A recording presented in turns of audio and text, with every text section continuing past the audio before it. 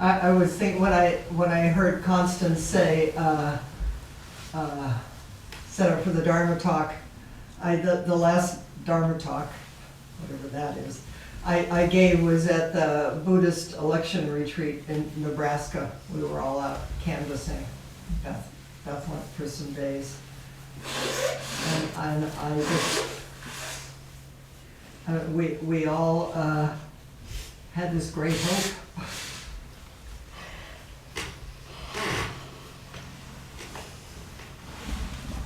And here we are, tender.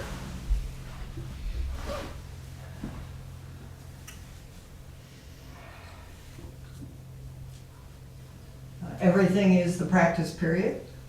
Everything is practice. There is no other. And the focus of this practice period, wonderfully, is training in resilience and compassion.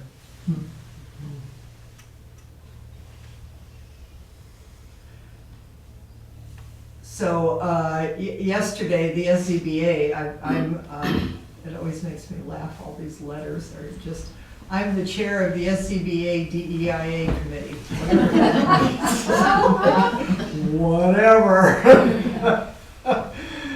Anyway, we've been curating this series of talks of women's voices, and yesterday Joan Halifax gave a talk.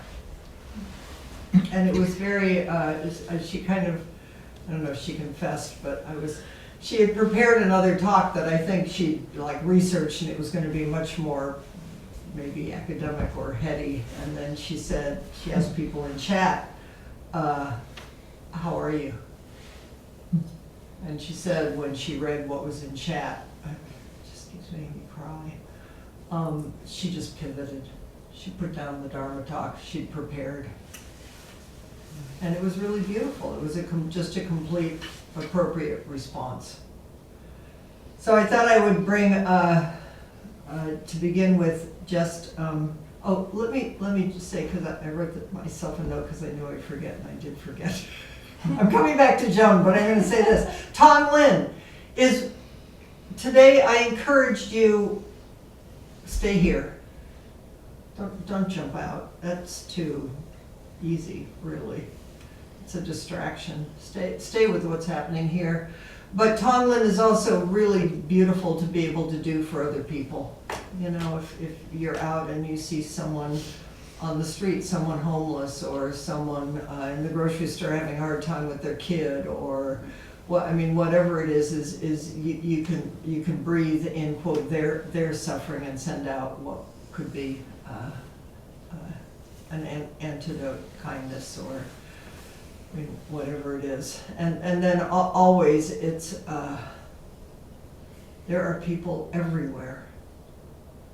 There are people everywhere, and have been and probably will be across time and space, experiencing what that person is experiencing, what we're experiencing, and it always, always, always helps me, because sometimes I can't do for myself what needs to be done because I'm too caught in my karma, this and my that. But some bodhisattva spirit in me, when I remember, oh, somebody else is suffering this way too, that will always bring me back to remembering, how can I be here? How can I breathe? How can I be of help, which isn't fixing? So, bodhisattva characteristics that Joan Halifax brought forward. 1, vulnerability. Oh God, do we really have to do this? Do we have to feel this? We don't have to do anything. But let's always come back to, as Pema Chodron says, the soft spot.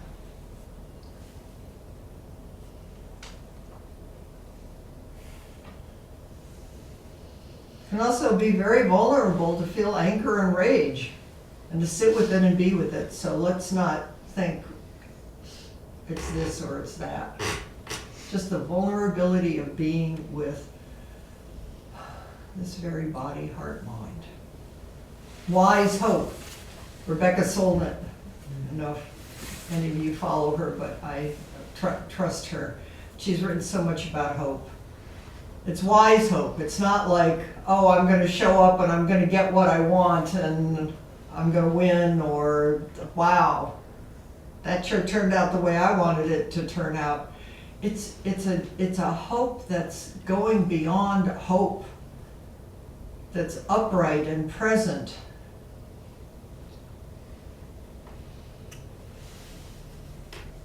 That is amazed that it's a fall day, amazed that we're alive, even amazed that we're in this conundrum, because it's going to ask things of us that have been asked of people across time and space. It's just we thought we were going to get.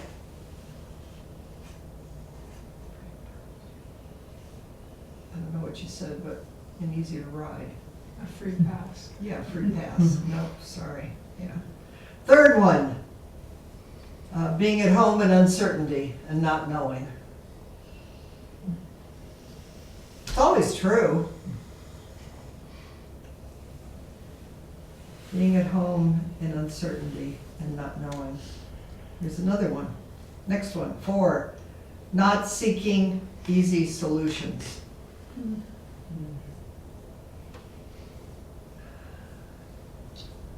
Not turning away in a kind of fearlessness. This is just one step, left foot, right foot.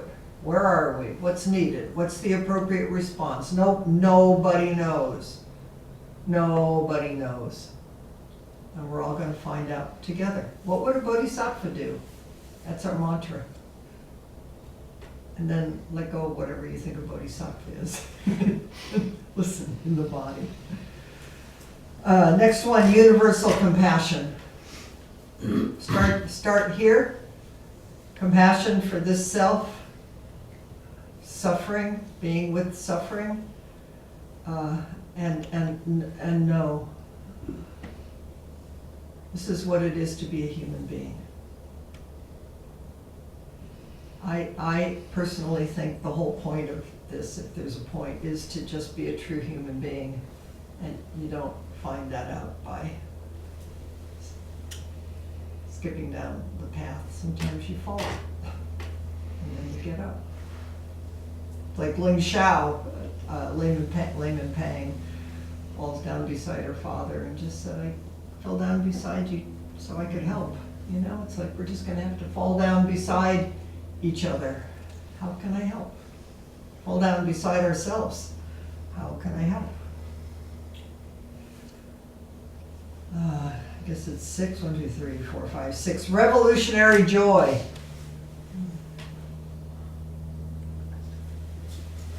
Part of me wants to say it's defiant to be joyful. And the other part of me says, just don't. Joy is, no matter what.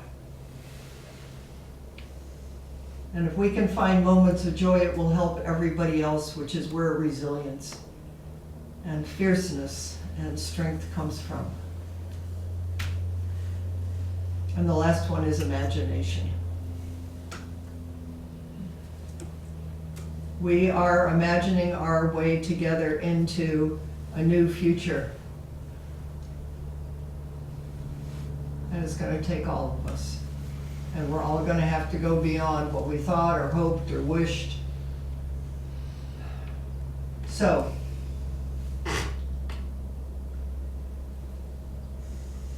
slogans, Tonglen,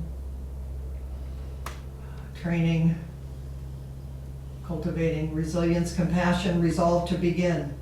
Rarity and preciousness of human life. Don't skip it. Inevitability of death. Everybody is going to die. Doesn't matter what color you voted. We're all in the same boat. The awesome and indelible power of our actions, body, speech, and mind. This is our practice. It's fierce practice.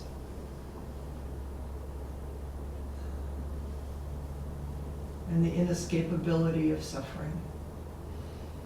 Oh, here we are.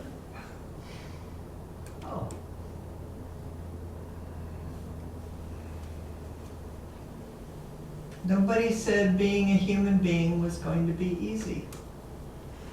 And in fact, you probably heard me say that it was why I first started thinking maybe Buddha knew something.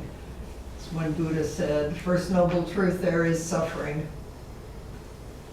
I grew up, everybody trying to shine over suffering, because that was a generation that suffered. They knew World War II, they knew the Great Depression, they knew enough suffering, thank you.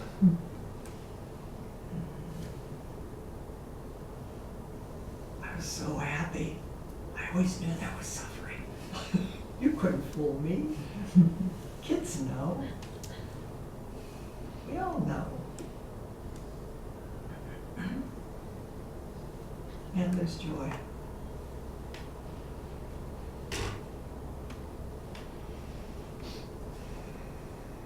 Transform bad circumstances into the path. We start where we are. Over and over and over and over. Don't get ahead of yourself. So I thought I'm going to bring forward, I found different people that I want to share. We'll see how we're doing. But someone sent me this, David White, about despair. In case anybody might have little whiffs of that going through. Despair takes us in when we have nowhere else to go. When we feel the heart cannot break anymore. I'm editing this. When our world disappoints, or when our body is carrying profound pain in a way that does not seem to go away. Despair is a haven with its own temporary form of beauty and self-compassion. It is the invitation we accept when we want to remove ourselves from hurt. Despair is a last protection. It is the place we go when we do not want to be found in the same way anymore. Despair is the time in which we both endure and heal, even when we have not yet found the new form of hope.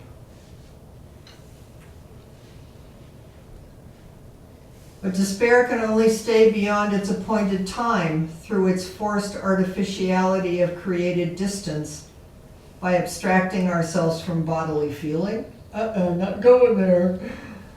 By trapping ourselves in the disappointed mind, by convincing ourselves that the seasons have stopped and can never turn again, and perhaps most simply and importantly, by refusing to let the body breathe by itself, fully and deeply. That's why it's so radical that you're here today, that we're here today. To stop and breathe and feel.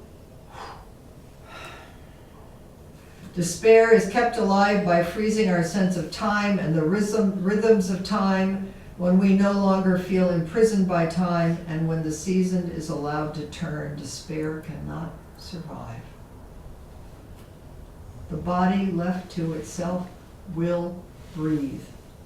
The ears will hear the first birdsong of morning or catch the leaves being touched by the wind in the trees, and the wind will blow away even the grayest cloud. Will move even the most immovable season. The heart will continue to beat, and the world, we realize, will never stop or go away.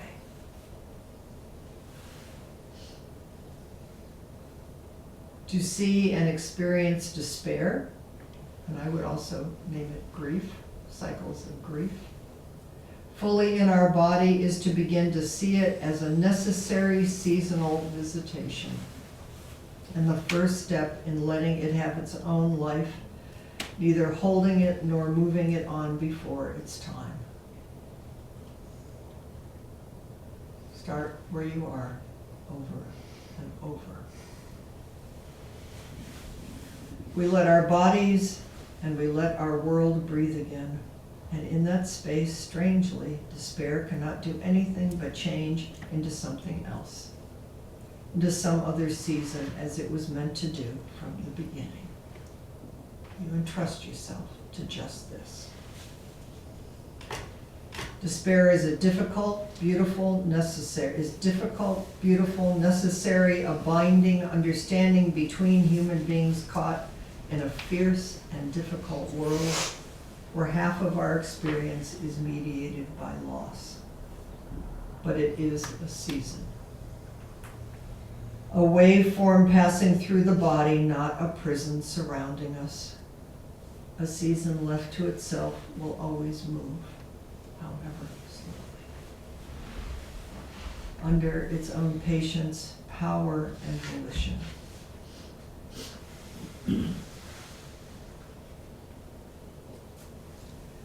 Refusing to despair about despair itself, we can let despair have its own natural life, please, and take a first step onto the foundational ground of human compassion.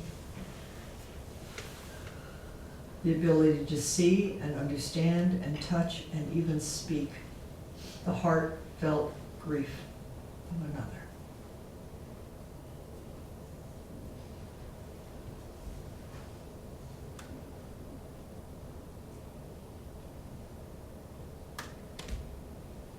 So we make practice our whole life.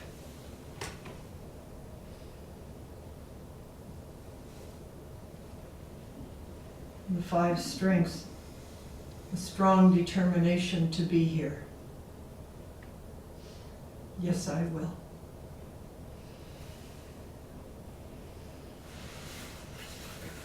Study human delusion, not out there,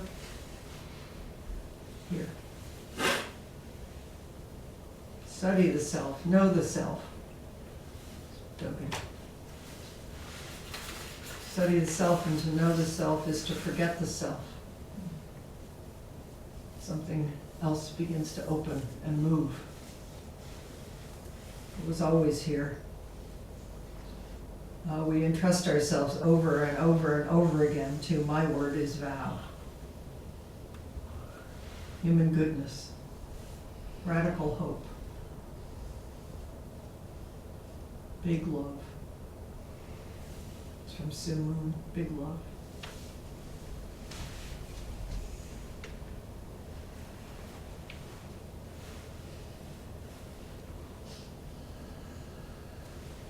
I know you, human delusion. We just thought it was over there.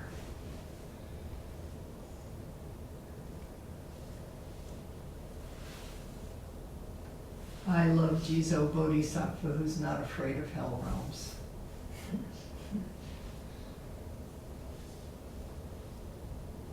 Jizo Bodhisattva is also completely optimistic. Both. All of the above. So we stop.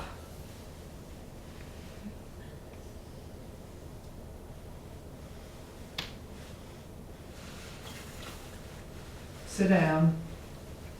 Remember to breathe. Let breath find us. Notice when we're holding our breath. Too hard, too much.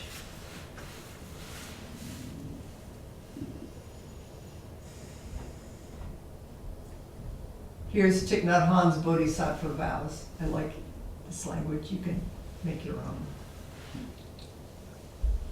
However innumerable beings are, I vow to meet them with kindness and interest.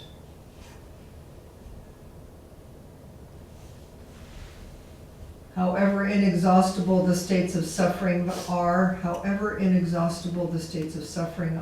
vow to touch them with patience and with love.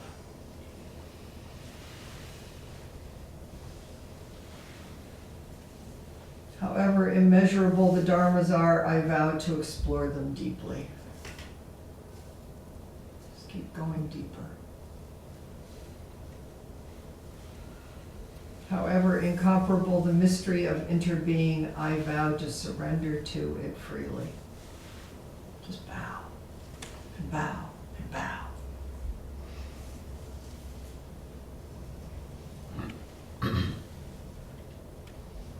Wise hope, at home with uncertainty and not knowing, not seeking easy solutions, situations, just vast. The entire body is hands and eyes.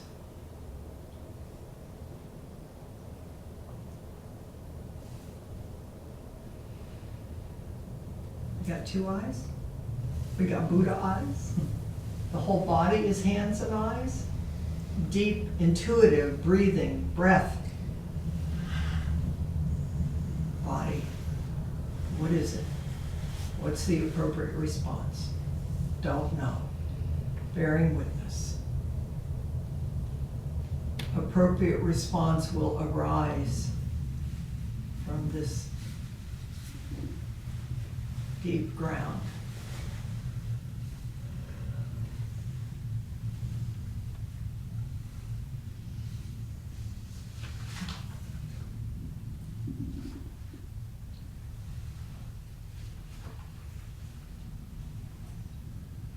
Gretchen gave a beautiful talk about joy on Thursday, I think, whenever that was, a million years ago. Timeless time. And then I looked back at her seat afterwards, and it was littered with Kleenex. Because she ended it just sobbing. It was really beautiful.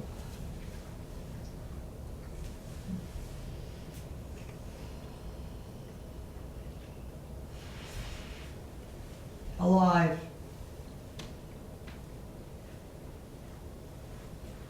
I, as a practitioner,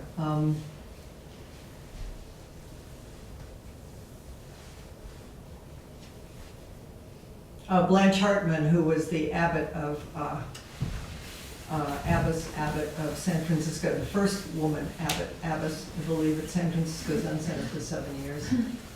I knew Blanche when she was just Blanche. It's such a funny thing, you know? It's like, then suddenly she becomes Blanche. But and it's true of all of us. We're just us, and we're all 16-foot tall Buddhas, you know? It's like, what a mystery it is. The thing I remember most about Blanche is when the right wing government was taking over Sri Lanka and doing really horrible things, and doing horrible things to the monks. And there were right-wing monks too. The monks went out in the street at the risk of their own life because awful things were happening to the population, and they marched in the streets. Didn't march, they walked, they were monks. And chanted the loving kindness, the Metta Sutta.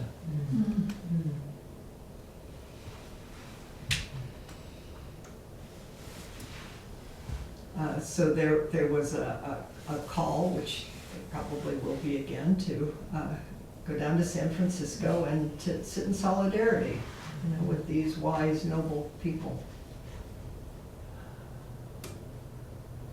And Blanche was there. I have a picture of her leading the march, and it makes me cry. She was so fierce. I mean, we were doing the loving kindness meditation, and she was so fierce. Like, what is that? How can both be true? So I'm going to read you something. I found a lecture by her. I'm going to read you edited parts of it. You know, if you think about it for a moment, it's simply awesomely, amazingly wonderful just to be alive. Just to be alive is awesome. It's a wonderful gift. And then she goes on to say, she didn't really fully realize it until she had a heart attack. You know? We're just going along and everything's fine. Suddenly, whoa. I didn't expect that. We just sort of take things for granted. The gift of being alive is not without its problems, as you may have noticed.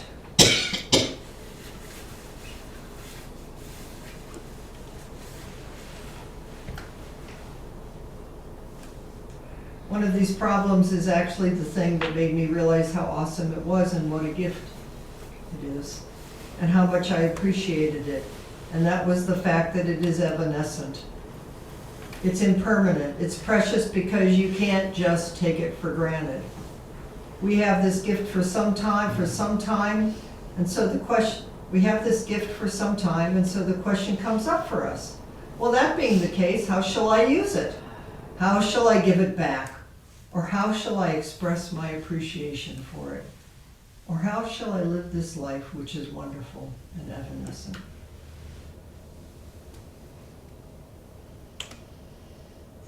Suzuki Roshi talks about the story of the four horses. You know the story of the four horses? One of the horses starts to run just seeing the shadow of the whip before it ever touches him.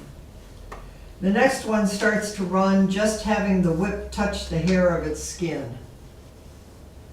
The third horse starts to run when it really feels the pain of the whip on its skin. And the fourth horse doesn't really get going until it feels the whip in the bone, in the marrow of its bones. And what is this whip? This whip is just that evanescence of life, just that teaching of impermanence. It's not a teaching really, it's just what is. One of the Buddha's most significant teachings is to hold impermanence up for us to see. But it's actually just how things are. If you look at anything, anytime, anywhere, all things are impermanent. Yeah, well, not some things. We thought we knew. Something, anything. This is the thing. If you see how things are, things as it is, as Suzuki Roshi used to say, you see that they arise and they pass away. The trick is to live in harmony with the way things actually are. Our suffering comes from wanting things to be different than they are. You know, like trying to push the river uphill.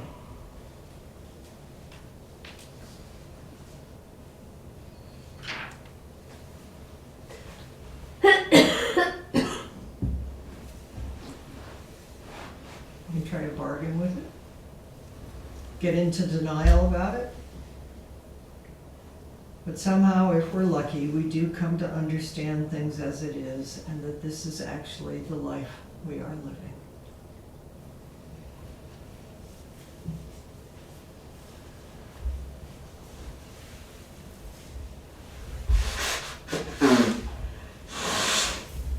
When I first came to Zen Center, I heard Suzuki Roshi say, just to be alive is enough.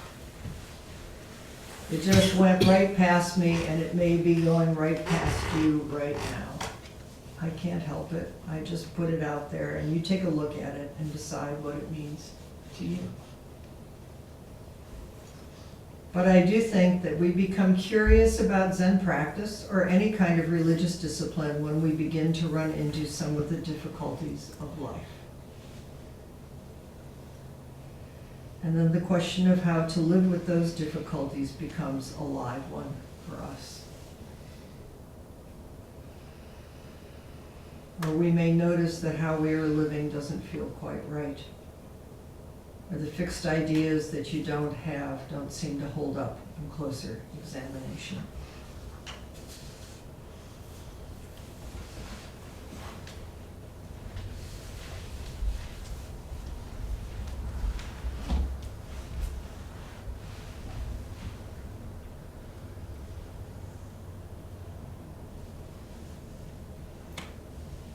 Most of the stuff that is going on in our minds is either chasing after the past or chasing after the future, or worrying about the future and regretting or rehashing or chewing over the past incessantly.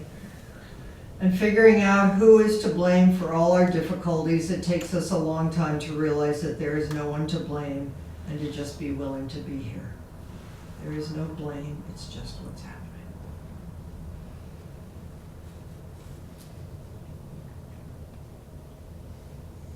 And be kind to yourself today. Surely there must be somebody to blame.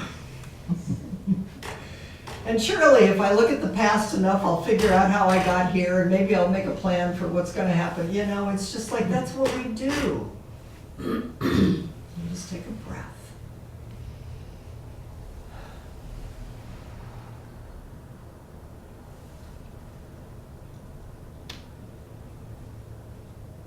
What this just sitting, what this zazen is is really practice about living in the present so that we can actually manifest this precious life in a way that feels satisfying to us. A way that feels right, a way that is consonant with our inner understanding. It's our responsibility. And we'll help each other. It's not graspable, and that's okay. We can feel it in our body when we are out of line with it. Keep coming back to the body. That's why Cobancino says it's such a big responsibility that naturally such a person sits down for a while. Good work, Bodhisattvas. Just tuning in with ourself, with our fundamental nature, our fundamental human nature, which sometimes in Buddhism is also called Buddha nature. Just sit down. Just follow the schedule. Just this.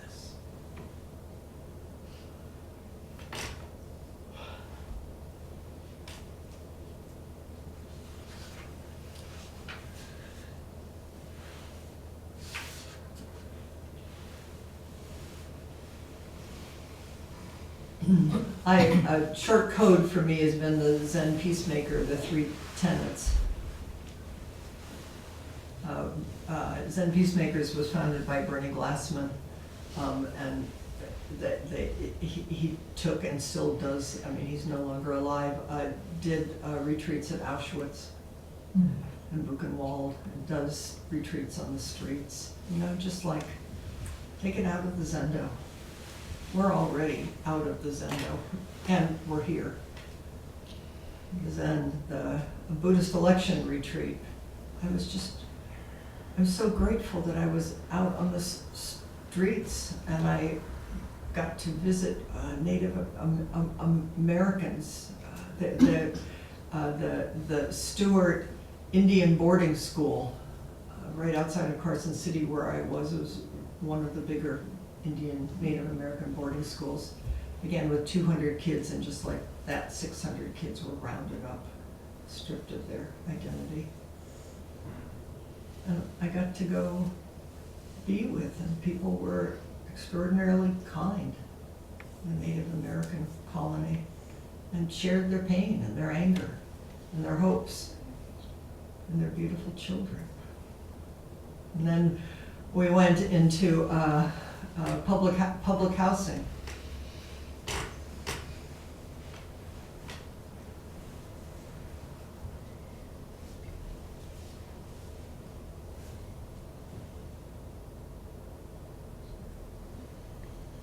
That's why I do these things. How do we get out of these bubbles?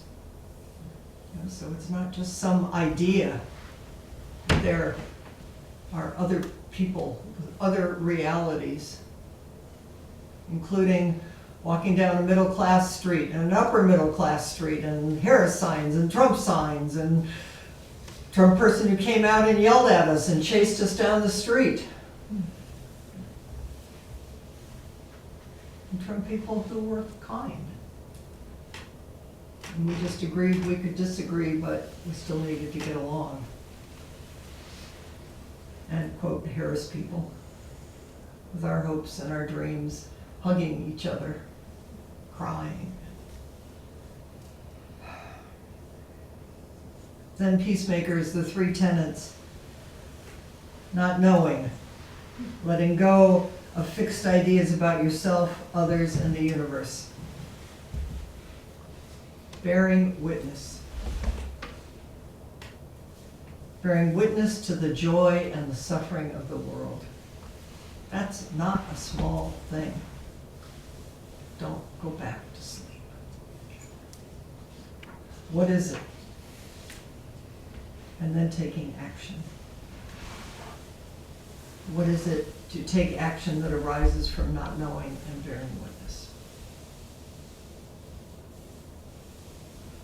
Zenju Earthling Manuel says, are we ready and capable of dismantling the distorted perceptions we have of each other that are now strangling us, personally and collectively?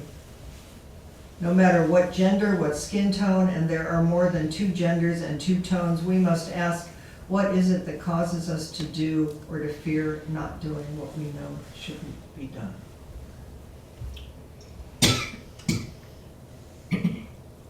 If possible, we will live in the difficult, and in the more difficult, and the difficult after that, not because we are becoming stronger, but because we know that freedom is tied to what we create of what sits at our feet.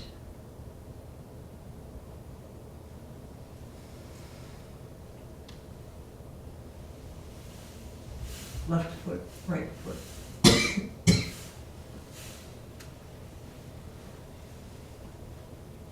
Can we feel the freedom we already have despite things causing us to feel otherwise?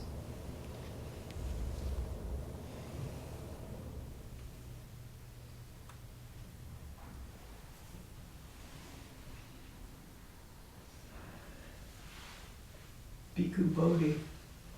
People are writing amazing things right now. So strong, so clear. Bhikkhu Bodhi is a Theravadan monk who's done a lot of most of the translations, the translations of Buddha's early words.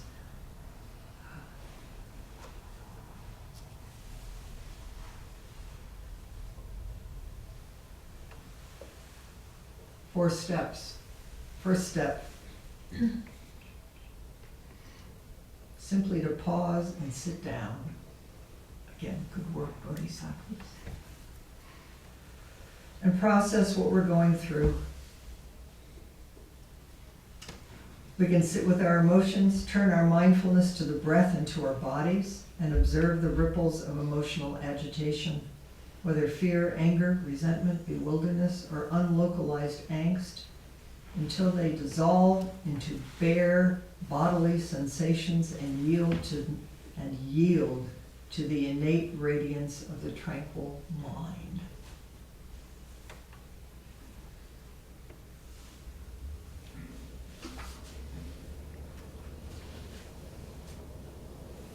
Step 2. Everybody's saying the same thing, just different ways. Involves the cultivation of the heart.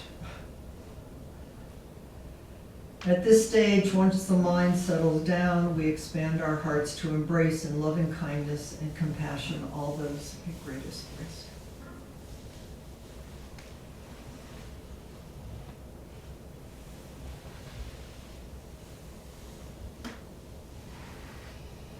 Step 3. Once we establish love and compassion as the guardians of the heart,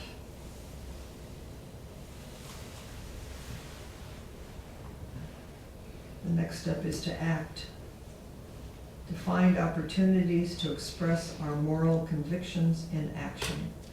That's the precepts. We cannot give up. Just as Kuan Yin, the Bodhisattva of compassion, strives to liberate sentient beings, even though sentient beings are numberless, so in our own little way, we must continue seeking the good of all, even when the obstacles seem insurmountable.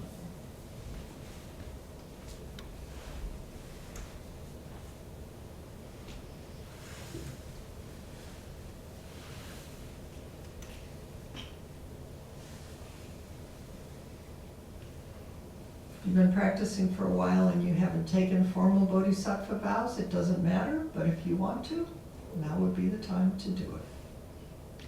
You can talk to me.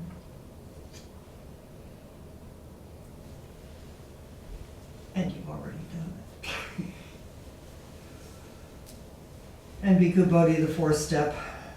Those of us with a compelling sense of social conscience just can't sit passively on the sidelines. Seek out thought leaders who can guide us with clear understanding.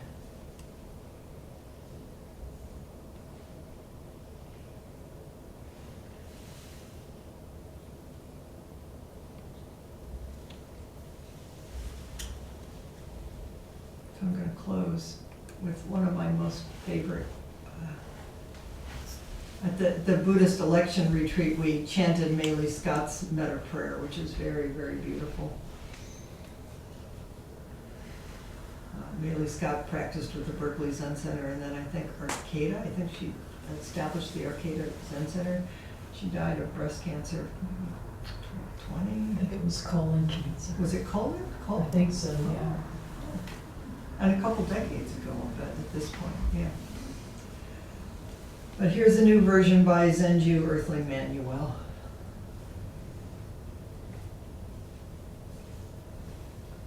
May all beings be cared for and loved. Be listened to, understood, and acknowledged despite different views. Be accepted for who they are in this moment. Be afforded patience. Be allowed to live without fear of having their lives taken away or their bodies violated. May all beings be well in its broadest sense. Be fed, be clothed, be treated as if their life is precious. Be held in the eyes of each other as family.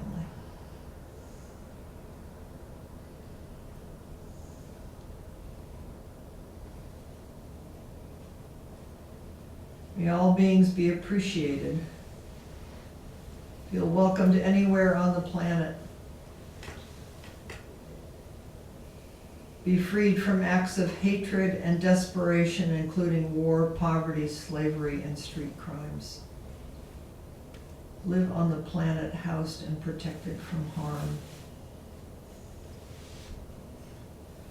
Be given what is needed to live fully without scarcity, enjoy life, living without fear of one another. Be able to speak freely in a voice and mind of undeniable love. May all beings receive and share the gifts of life. Be given time to rest, be still, and experience silence. May all beings be awake.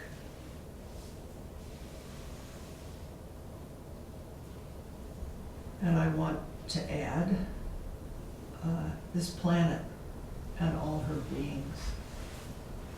That's where my heart,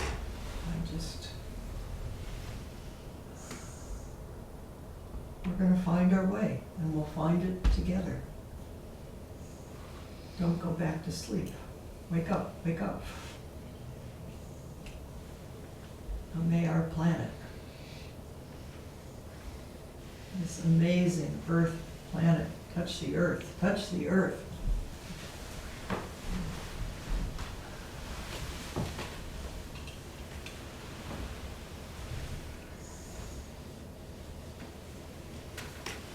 When we sit today, when we bow today, we sit with and for all beings.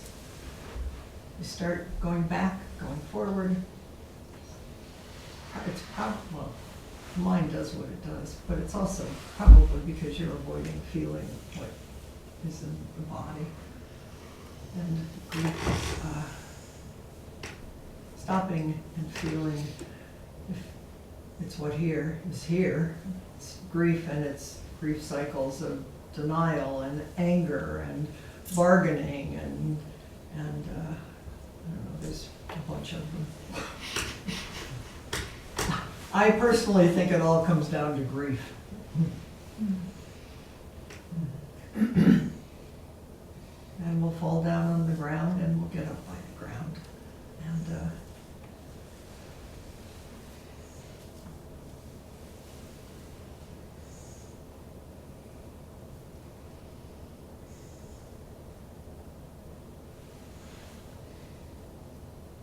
trying to remember another quote by Suzuki Roshi is that just no matter what, bodhisattvas just know what to do. I mean, bodhisattvas never give up.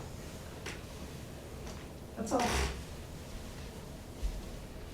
We just never give up.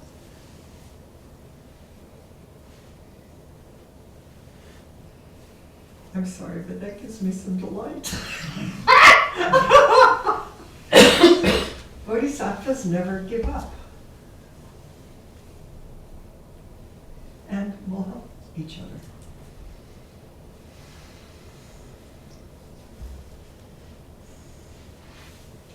So, Good work, Bodhisattvas. You're here sitting down on the earth, stopping, willing to feel what needs to be felt for yourself and all beings. And we'll find our way together. I have absolutely no doubt about it. That's where the revolutionary joy comes in. There is joy here.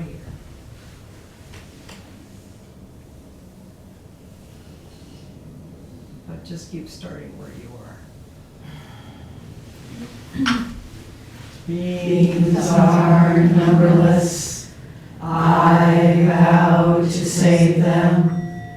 Delusions are inexhaustible. I vow to end them. Dharma gates are boundless. I vow to enter them. Buddha's way is unsurpassable. I vow to become it.